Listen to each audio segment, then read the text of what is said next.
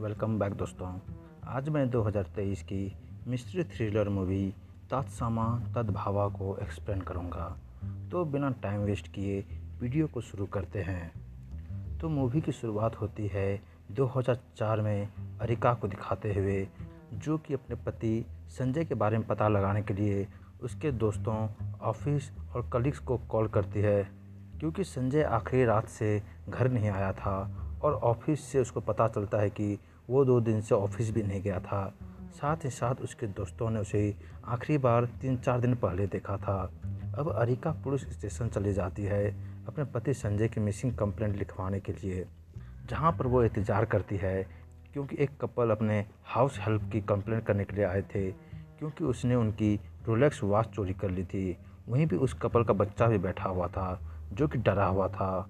इसको police officer Arvind Ashwatthama अपने पास बुलाता है और उससे बात करता है और उस रोलेक्स वॉच को रिकवर भी कर लेता है, जो कि उस बच्चे से गलती से टूट गई थी। डर के मारे वो अपने पेरेंट्स से ये बात नहीं बता पा रहा था। वो उन लोगों को समझाता है कि वो मटेरियलिस्टिक चीज़ों के चक्कर में अपने बेटे को देने वाला प्यार ही भूल गए हैं, जो कि उनके लिए ज़्यादा वैल्यूएबल है। साथ ही साथ वो अपने जूनियर को समझाता है कि कंप्लेंट आने पर उसे रजिस्टर करने से पहले आसपास देखा जाता है, क्योंकि अक्सर सच आंखों के सामने ही रहता है, बस उसको पहचानने वाली परख चाहिए होती है। खैर, वह अरिका से बात करता है, जो कि उसे संजय के मिसिंग होने के बारे में बताती है। वो आखिरी नाइट से घर नहीं आया था। उसके ऑफिस और दोस्तों ने उसे 2 दिन से देखा नहीं है और संजय की पिक्चर लेकर उसकी मिसिंग रिपोर्ट फाइल कर दी जाती है। खैर, अब कहानी प्रेजेंट टाइम पे आती है, जहाँ पर अरिका अपनी बेटी निधि का बर्थडे सेलिब्रेट कर रही होती है और निधि भी अपनी माँ का बर्थडे सेलिब्रेट करती है। निधि अपनी माँ को एक मेकअप किट मिरर गिफ्ट करती है, लेकिन अरिका इसे इमोशनल और अपसेट हो जाती है। इस पर निधि उससे यह पूछती है कि आखिर वह परेशान क्यों हो रही है, वह खुद अपना बर्थडे क्यों नहीं मनाती है, और वो उसे कभी भी नहीं बताते कि ऐसा क्यों है। इस पर उसकी माँ यह कहती है कि उसका बर्थडे उसे कुछ याद दिलाता है और काफ़ी सारे बातें वह अवॉइड करती है, जिससे कि निधि काफ़ी अपसेट हो जाती है और वह चाहती है कि अरिका ओपन होकर सब बातें बताएं, उसे क्या परेशान करता है और वो अपने बर्थडे क्यों बुलाना चाहती है।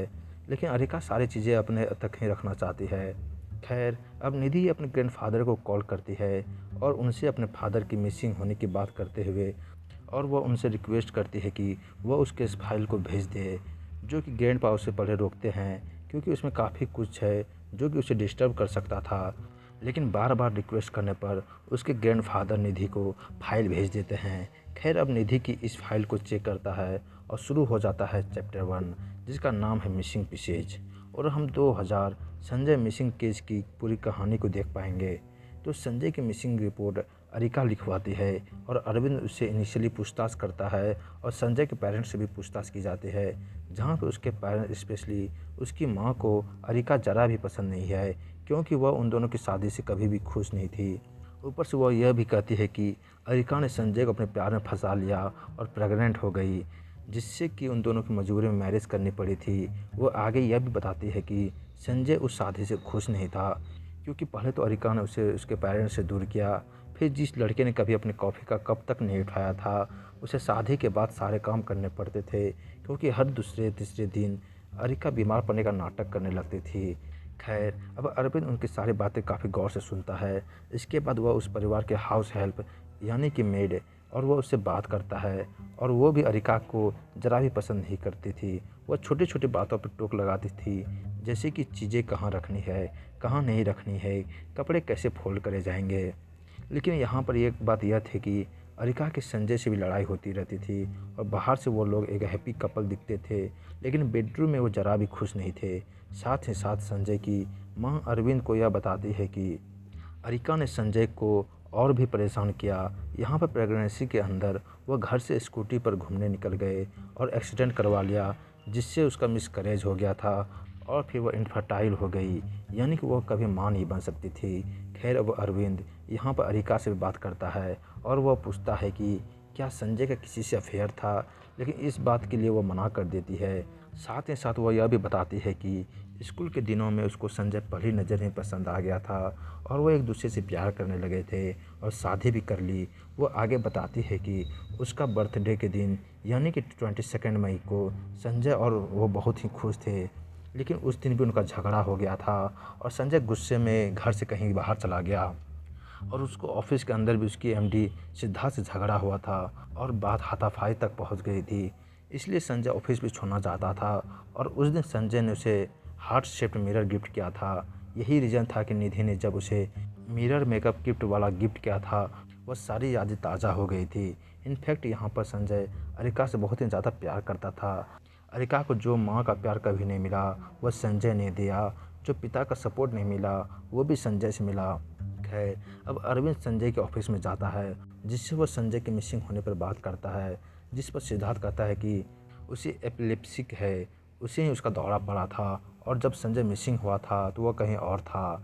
इस पर अरविंद कहता है कि जो उस दिन हुआ और जिसके साथ जो कुछ भी हुआ था वह सब कुछ जानना चाहेगा और ज़रूरत पड़ने पर सिद्धार्थ को पुलिस स्टेशन तक आना होगा।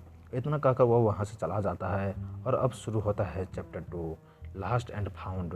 खैर, चैप्टर 2 की शुरुआत में हम एक साइट को देखते हैं जहाँ पर एक बॉडी मिली थी। उस साइट को और बॉडी को इनिशियली फॉरेंसिक चेक करते हैं और बॉडी का गला कटा हुआ था जिससे उसका खून बह गया था, साथ ही साथ वो डिकम्पोज भी हो रखी थी। तब हम अरविंद को देखते हैं जो कि पुलिस स्टेशन पे होता है, जिससे उस बॉडी का इनिशियली रिपोर्ट मिलती है। साथ ही साथ उसे एसपी ऑफिस से कॉल आता है जो कि उसे प्रेशराइज करते हैं जल्द से जल्द वो इस केस को सॉल्व करके क्लोज कर दे। खैर, वो अरिका को इन्वेस्टिगेशन करने के लिए बुलाता है और क्लियर बोलता है कि वो अपने हस्बैंड को ढूंढने वाली इनोसेंट वाइफ तो नहीं लग रही है। अब वो इस केस के अंदर प्राइम सस्पेक्ट है क्योंकि 3 दिन पुरानी जो बॉडी मिली है वो किसी और का नहीं बल्कि संजय का ही है।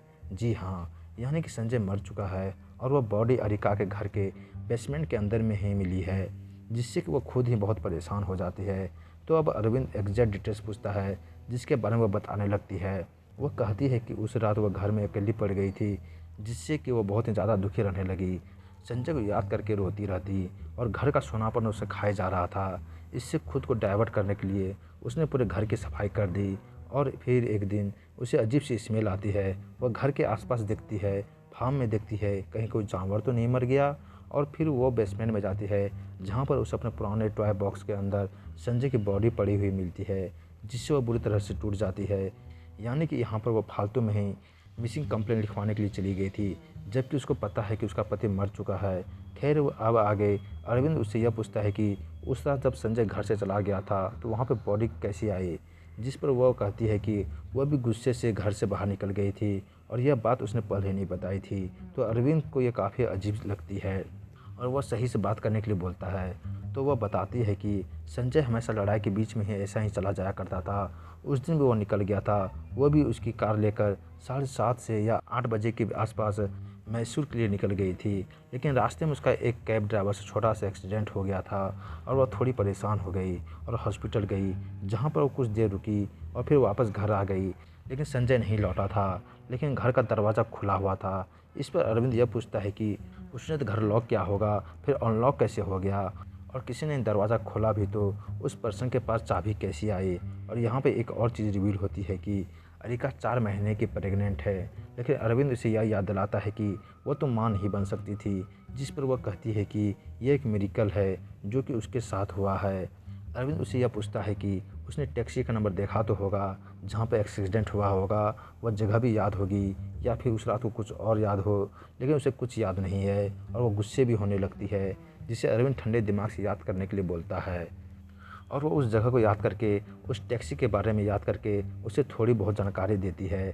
खैर, वह जाने लगती है और संजय को बिलोंग मांगने लगती है क्योंकि यह उसकी आखिरी निशानी है। इसके अंदर उसका चश्मा भी होना चाहिए था जो कि हमेशा वह साफ किया करती थी, लेकिन उस दिन वो नहीं कर पाई, जिससे वो काफ़ी दुखी है। अरविंद को यह लगता है कि अरिका की ये आदत ऐसी ही है, लेकिन वह एक पेनफुल मेमोरी से जुड़ी हुई है और वह हमेशा संजय के स्पेक्स को साफ करती थी।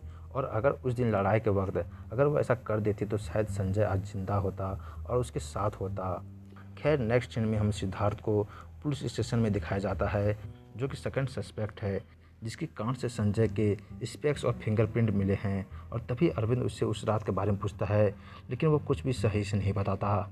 साथ ही साथ उसकी बीवी यहाँ पे आ जाती है और अब अरविंद उसके असिस्टेंट को भी यहाँ पे बुलवा लेता है और यह कहता है कि हर क्राइम के अंदर दो माइंड्स होते हैं, जो कि एक स्ट्रांग है जो कि सिद्धार्थ का है, लेकिन एक वीक भी होता है जो कि उस असिस्टेंट का होगा, जिससे वो ब्रेक कर पाएगा। लेकिन नौबत वहाँ तक नहीं जाएगी, क्योंकि वो असिस्टेंट खुद ही सिद्धार्थ को वहीं समझाता है और उसे कन्फेस करता है कि वो लोग दोनों असल में लवर्स हैं, जो कि उस रात साथ में थे, लेकिन कुछ लोग उसने असॉल्ट करने आए थे। और संजय वहाँ पे आ जाता है, जो कि उन्हें बचाकर हॉस्पिटल ले जाता है, जहाँ पर वो उनको यह बताता है कि उनके घर पर कोई इश्यू हो गया है और फिर वह वहाँ से चला जाता है। तो उन्हें लगता है कि वह घर ही गया होगा और सिद्धार्थ की कार से वो लोग हॉस्पिटल गए थे, तो इसलिए उसकी कार के अंदर संजय के फिंगरप्रिंट्स और स्पेक्स रह गए थे। खैर, अब इसके बाद मैथ्यू नाम का एक आदमी अरविंद से मिलने के लिए आता है, जो कि उसे यह बताता है कि यह केस एक मर्डर का नहीं, बल्कि इसके अंदर दो खून हुए हैं और दूसरा खून हुआ है संजय की लवर अकीरा का, जिससे कि वो शादी करने वाला था। अब ये अकीरा कौन है और इसका इस केस से क्या ताल्लुक़ है? तो रिश्ता बहुत ही ज़्यादा गहरा है, वो भी ब्लड रिलेशन, क्योंकि अरिका और अकीरा ही ट्विन सिस्टर है। अकीरा और संजय को किसी और ने नहीं बल्कि अरिका ने मारा है, साइकोपैथ अरिका ने, जिसको फिलहाल सुनकर अरविंद के होश उड़ जाते हैं और वो कहानी पढ़ते हुए निधि के भी। खैर, प्रेजेंट टाइम में निधि अपनी माँ अरिका के साथ लंच कर रही होती है और उसे कैजुअली पूछ लेती है कि क्या उसे कभी किसी पर गुस्सा आया है कि वह उसको जान से मार दे। इस पर वो कहती है कि बचपन में उसकी एक बहुत ही क्लोज़ फ्रेंड थी, लेकिन क्लोज होने के बावजूद भी वो उससे जलती थी, क्योंकि सब उसे बहुत ही प्यार करते थे और अरिका को भूल जाते थे। तब उसे बहुत ही गुस्सा आया करता था कि उसको मार दे, लेकिन वो बचपन की बातें हैं कि उसने कभी किसी को बुरा नहीं चाहा, किसी को हर्ट नहीं किया। लेकिन किस्मत का खेल देखो, आज वो खुद हारी बैठी हुई है। अब यहाँ से शुरू होता है चैप्टर 3, जिसका नाम है ट्रूथ और डेयर। और हम देख पाते हैं अरविंद को, जो कि मैथ्यू से अकीरा के बारे में पूछता है, जिससे वह बताता है कि वह उसे एक बार में एक पार्टी में गिटार प्ले करते हुए दिखाई दी थी, जिसे वो पहली नज़र में ही चाहने लगा और उसने भी उसके लिए गाना गाया। दोनों में काफ़ी चीज़ें कॉमन थी और दोनों साथ में वक्त बताया और फिर प्यार में पड़ गए। अब यहाँ अरविंद अरिका से बात करता है, जो कि यह कहती है कि वह एक दिन मार्केट गई थी, जहाँ पे उसे मैथ्यू मिला था, जो कि अचानक उसके पीछे पड़ गया और उससे अकीरा के बारे में पूछने लगा और कहने लगा कि उसने अकीरा को कुछ कर दिया है, लेकिन वह किसी भी अकीरा को जानती तक नहीं थी, उसकी कोई बहन कभी थी ही नहीं। अब यहाँ मैथ्यू आगे यह बोलता है कि वह तो अकीरा से शादी करना चाहता था, लेकिन अरिका इसके सख्त खिलाफ थी और वह अकीरा की लाइफ को कंट्रोल करती थी, सारे फैसले खुद लिया करती थी और वह शादी करने वाले थे, लेकिन वह बीच में आती रही। अकीरा घर से भी भाग गई थी, जिससे उसने पकड़ कर वापस कैद कर दिया। और आगे वह यह बताता है कि अकीरा हमेशा यह कहती थी कि यही पहचान के साथ जीना बोरिंग है। वह तो हर रोज़ एक नए नाम के साथ रहने की कोशिश क्या करती थी और वह कहीं होटल्स भी गए थे, जहाँ पर वह अलग अलग नाम से रुकते थे। इसलिए होटल रिकॉर्ड्स के अंदर मैथ्यू के साथ अलग अलग लड़कियां हैं, जबकि वह गया खाली अरिका के साथ ही था, वह खाली अपना नाम बदल कर रहा करती थी। खैर, अब अरविंद उसे यह पूछता है कि वह अभी तक कहाँ पे था। इस पर वह बताता है कि पहले तो वह परेशान हुआ और अकीरा को वह खुद ही ढूंढा, लेकिन उसको नहीं मिली। लेकिन जब उसे पता चला कि संजय मर गया है, तो उसे लगा कि अरिका ने ही अकीरा और संजय दोनों को मारा होगा, इसलिए अब वो सामने आया है। और 22 मई के बारे में जब अरविंद पूछता है, तो वह बताता है कि उस रात को नशा करके वो अपने घर पर पड़ा हुआ था। मैथ्यू को घर भेजकर अरविंद अपने कांस्टेबल से बात करता है, जो कि उन्हें बताता है कि अभी तक उन्हें इस केस के ड्राइवर के बारे में कुछ भी पता नहीं लगा है। हालांकि संजय की पोस्टमार्टम रिपोर्ट आ चुकी है। खैर, वह अरिका से बात करते हुए उसको बताता है कि संजय का गला काटा गया था, करीबन रात के 10 से 1 बजे के आसपास वह मारा गया है और आसपास फिंगरप्रिंट्स भी मिले हैं, लेकिन कोई ट्रेसेस नहीं मिले हैं। उसकी पैंट के पॉकेट में ही उसकी चाबियाँ थी, मतलब वो खुद ही घर गया था और हो सकता है कि उसके साथ कोई आया होगा। और उसके पास से आर्टिफिशियल हेयर्स भी मिले हैं। अब इस बात पर वह पूछता है कि क्या संजय वेग इस्तेमाल करता था, जिस पर वह यह कहती है कि शायद से वह बार रोल के होंगे। कहकर वह मुद्दा साफ करता है और यह कहता है कि यहाँ पर चीटिंग का एंगल है, शादी में दिक्कत है, अकेलापन लोगों को चीटिंग की ओर ले जाता है। जिस पर वह कहती है कि संजय ऐसा नहीं था। इस पर वह यह कहता है कि वह संजय नहीं बल्कि अरिका के बारे में बात कर रहा है। अकीरा के नाम से मैथ्यू से मिली, उसके साथ अपने अकेलेपन को दूर किया, लेकिन जब वो सीरियस हो गया तो शादी की बात करने लगा तो वह उससे दूरी बनाई और अकेला वाले एंगल ही ख़त्म कर दिया। आसान भाषा में कहूँ तो अरविंद यह कहना चाहता है कि अरेका ही अकेला बनती थी और उसने संजय के ऊपर चीट किया, वो भी मैथ्यू के साथ। खैर अब ये सारी बातें सुनकर वो काफ़ी गुस्सा करने लगती है कि ये सारी चीज़ें नहीं कह सकता क्योंकि वह घर पर नहीं थी, वह अकेला है यह भी साबित नहीं हुआ है। इस पर वह कहता है कि यह वो सॉल्व कर लेगा, जिस पर वह कहती है कि संजय की हालत देखकर वह टूट चुकी है, वो तो जीना भी नहीं चाहती थी, लेकिन उसके पेट में एक नन्ही सी जान पड़ रही है जिसके लिए वह जिंदा है। और अगर यह बात साबित हो जाती है कि वही कातिल है तो वह खुद को ही पनिश कर लेगी। अभी यहाँ पर कांस्टेबल अरविंद को बताता है कि उस रात अरिका सच में हॉस्पिटल में थी और वह कैब ड्राइवर भी मिल चुका है जिसने उसकी कहानी को भी वेरीफाई कर दिया है। इनफैक्ट उसने अरिका को भी आइडेंटिफिकेशन कर लिया है, मतलब वह कुछ तो छुपा रही है, भले ही वह गलत ना हो। लेकिन वही मैथ्यू, वह भले ही गलत हो लेकिन कहीं ना कहीं वह सच बोल रहा है। खैर वो अरिका के पास जाते हैं और उसे उसके एटिक से मिला हुआ गिटार दिखाता है और एटिक में एक्स्ट्रा गिटार स्ट्रिंग्स भी मिली थी जो कि एक प्रोफेशनल ही रखता है। अरविंद बैकग्राउंड भी चेक कर चुका था और अरिका सिंगल चाइल्ड ली थी तो वह क्लियर करे, जो पहले तो मना करती है लेकिन बाद में वह मान लेती है कि वही अकीरा थी। अब अरविंद मैथ्यू से यह कहता है कि वह सिर्फ कुछ वक्त के लिए अकीरा का सपोर्ट था, अब आगे चलकर वह उसे या फिर केस को कैसे भी डिस्टर्ब ना करे। और इसी के साथ चैप्टर 4 हैरन सेक्स शुरू हो जाता है, यानी कि यहाँ पर यह बात साबित हो चुकी थी कि अरिका ही अकीरा थी जो कि चीट कर रही थी अपने अकेलेपन को दूर करने के लिए। इधर सिद्धार्थ अरविंद से मिलता है और उसे यह बताता है कि संध्या ने कंपनी के 5 लाख लिए थे क्लाइंट को देने के लिए, लेकिन वो पैसे कभी क्लाइंट तक पहुँचे ही नहीं। अब अरविंद अरिका के घर जाता है उन पैसों के बारे में पूछने के लिए, जिस पर वो बताती है कि वह पैसे संजय घर लाया था, लेकिन जब वो उस रात हॉस्पिटल से घर लौट के आई तो पैसे वहाँ पे नहीं थे। अरविंद इस केस के बारे में ज़्यादा गहराई से सोचने लगता है और उसे याद आता है कि 29 के दिन अरिका के घर एक मैगजीन पार्सल आया था जो कि एक वीकली मैगजीन है, तो वो 22 को भी आई होगी। इसके बारे में वो कुरियर वाले से बात करता है तो वह बताता है कि उस रात 8 या 8:30 के आसपास वह पार्सल देने के लिए गया था, लेकिन अरिका ने उसको यह बोला कि वह पार्सल बाहर ही रख दे और वह चला जाए। और वह अरिका ही थी यह श्योर है क्योंकि वह उसकी आवाज़ पहचानता है। साथ ही साथ अरिका ने उसे उसके नाम से एड्रेस किया था। अब अरविंद ध्यान से सारी चीज़ें सोचने लगता है, इतना तो वह समझ जाता है कि यहाँ पे 2 माइंड है, एक स्ट्रॉन्ग जो कि अरिका का है लेकिन एक वीक भी है जो उसे ढूंढना है। और वह अरिका का लाई डिटेक्टर टेस्ट भी करवाता है, उसे सवाल करता है कि क्या उसने संजय को मारा है, वह मैसूर गई थी या नहीं, उसकी ट्विन सिस्टर हैं या नहीं, लेकिन सारे जवाब सही आते हैं। अरविंद उसे घर भेज ही रहा होता है तभी लाइट डिटेक्टर टेस्ट चेक करते हुए ऑफिसर यह बोलता है कि अरिका के सारे जवाब सही दिए हैं सिवाय एक के कि वह अरिका है। और अब अरविंद फिर से लाइट डिटेक्टर टेस्ट करता है और उससे यह पूछता है कि क्या वह अकेला है, तो वह अकेला ही होती है और संजय को अरिका ने ही मारा था। अब यहाँ पर निधि के पास जो केस फाइल थी उसके अंदर पूरा सच नहीं था और वह अपने ग्रैंडपा को कॉल करती है और मैथ्यू से बात करने के लिए बोलती है, जो कि यह कहते हैं कि वह मर चुका है क्योंकि वह पागल हो गया, कहता था कि निधि अकेला का ही बच्ची है, इसे संजय के साथ अरिका ने मार दिया था। खैर अब निधि यहाँ पर अकेला को कॉन्फ्रंट करती है, यानी कि अब तक निधि के साथ जो रही थी वह अरिका नहीं बल्कि अकीरा थी।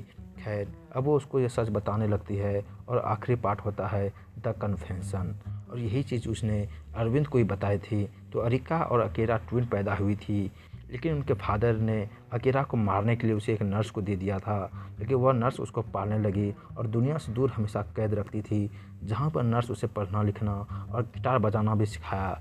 लेकिन एक दिन वो टीवी पर अरिका को देख लेती है और उसे मिलने पहुंच जाती है और अरिका के भी पेरेंट्स काफ़ी ज़्यादा एब्यूसिव थे, तो वो भी उसे एक्सेप्ट कर लेती है और वे दोनों एक साथ रहने लगती है, लेकिन एक पर्सन की तरह।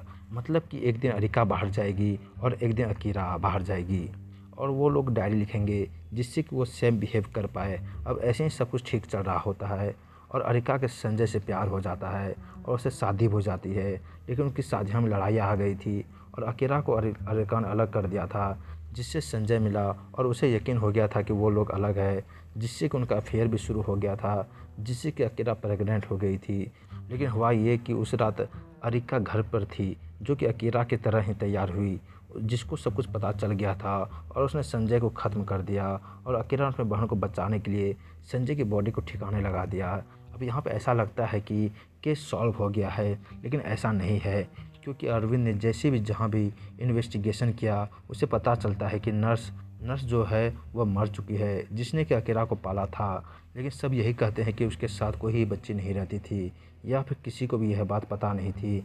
अब वो थेरेपिस्ट के पास बात करने के लिए जाता है, जो कि उसको बताती है कि अकीरा कुछ और नहीं बल्कि एरिका की ही दूसरी पर्सनालिटी है। जी हाँ, जिससे कि उसने अपने पेरेंट्स के लड़ाई से बचाने के लिए बाहर निकाला था, जो कि सिर्फ एक डॉल है। आपको समझ में आ गया होगा कि संजय के ऊपर डॉल के बाल कहाँ से आए थे। अब असल में यहाँ पे अरिका ने एक कहानी बनाई और संजय को मार दिया, और अरिका जिसने वो खून किया उसने भी उसको फिनिश कर दिया, अपने माइंड से यह सोच कर कि वह भी ख़त्म हो चुकी है। लेकिन वो तो कभी थी ही नहीं। साथ ही साथ डॉक्टर ने उसकी डायरी चेक की थी, उसके अंदर 2 हैंड राइटिंग थे, और ऐसा हो सकता है क्योंकि माइंड्स के अंदर 2 पर्सनैलिटीज़ है, तो दोनों का तरीका अलग अलग रहता है। तभी यहाँ पर नाम भी तो बड़े अजीब से मिलते जुलते थे, अरिका और अकीरा, लेकिन ओरिजिनली यहाँ पर अरिका ही थी। अकीरा उसकी खाली एक बनाई हुई पर्सनैलिटी थी, खुद के दुख को कम करने के लिए। अब अरविंद यहाँ पे सारा का सारा सच बिल्कुल समझ गया था। संजय किस टाइम मर गया था, आइडेंटिफाई हो गया था, वो भी उसकी रेस्ट वॉच से जो कि टूट चुकी थी, उस पर एक टाइम सेट हो चुका था, और उसे अरिका ने मैनिपुलेट किया। वो संजय को ख़त्म करती है, फिर बाहर जाती है और एक्सीडेंट करती है, ताकि उसके पास यकीन करने लायक स्टोरी हो। और ये सब अरिका वाली पर्सनैलिटी कोई भी याद नहीं था। उसने 3 दिन उस बॉडी को रखा ताकि वह थोड़ी सी डिकम्पोज हो जाए, और उसने खुद ही पुलिस को खबर कर दी थी। और उसने अरविंद को यह भी बताया था कि वो दोनों को जब एक दूसरे से बात करनी होती है तो वो नॉक करके बात क्या करती थी। और अरविंद ने उसके नॉक के पैटर्न को भी टेस्ट करवाया था, जो कि पहला यह था कि अकीरा मुझे तुम्हारी ज़रूरत है, आ जाओ, और दूसरी बार यह था कि अकीरा यह तुम्हारी गलती है। मतलब वह नॉक से पर्सनैलिटी स्विच करती थी। अब अरिका को मेंटल इश्यूज है, तो अरविंद उसे मेंटल हॉस्पिटल भेजकर केस सॉल्व कर देता है और केस क्लोज कर देता है, जहाँ पे उसका इलाज किया जाता है और वह ठीक होकर वापस आ जाती है। लेकिन अभी भी वह सुधरी नहीं है, वह ठीक नहीं हुई है, क्योंकि अभी वह निधि को वही कहानी सुना रही है, अरिका और अकीरा वाली। और वह अकीरा है जिस पर निधि यकीन करके उसे माफ़ी मांगती है, और सब कुछ ठीक हो जाता है और अब कहानी ख़त्म हो जाती है। लेकिन ऐसा नहीं है, क्योंकि निधि की स्कूल जाती है, वह डायरी लिखने लगती है और उसे नॉक सुनाई देती है, और वो नॉक करके सीक्रेट डोर को ओपन करके अंदर चली जाती है, और तभी बाहर आती है अरिका। मतलब यह हो सकता है कि अरिका कभी ठीक ही नहीं हुई थी। और मूवी के एंडिंग सीन में हम अकीरा और निधि की पुलिस स्टेशन में देख पाते हैं, जो कि निधि के ग्रैंडपा को मिसिंग रिपोर्ट लिखवाने आई है। लेकिन अकीरा या फिर अरिका के एक्सप्रेशन से हम समझ पाते हैं कि उनके साथ कुछ अच्छा नहीं हुआ है। खैर, तभी हम अरविंद को देख पाते हैं, जिसके पास एक केस आता है जिसके अंदर 8 लोग खुद सेम टाइम पर अलग अलग तरीके से मर चुके हैं। मरते टाइम वो सभी नेकेड थे, और आखिरी में मारा गया पर्सन वो पुलिस वाला है, जो कि केस को इन्वेस्टिगेशन करने के लिए गया हुआ था। और अब अरविंद को यह केस सॉल्व करना होगा, जो कि पहले वाले से ज़्यादा खतरनाक है। इसी के साथ यह मूवी यहीं पे ख़त्म हो जाती है। तो दोस्तों, वीडियो आप सबको कैसी लगी, इस वीडियो को लाइक और कमेंट करके ज़रूर बताएं, और चैनल को सब्सक्राइब करना बिल्कुल ना भूलें। मिलते हैं नेक्स्ट वीडियो में, तब तक के लिए धन्यवाद।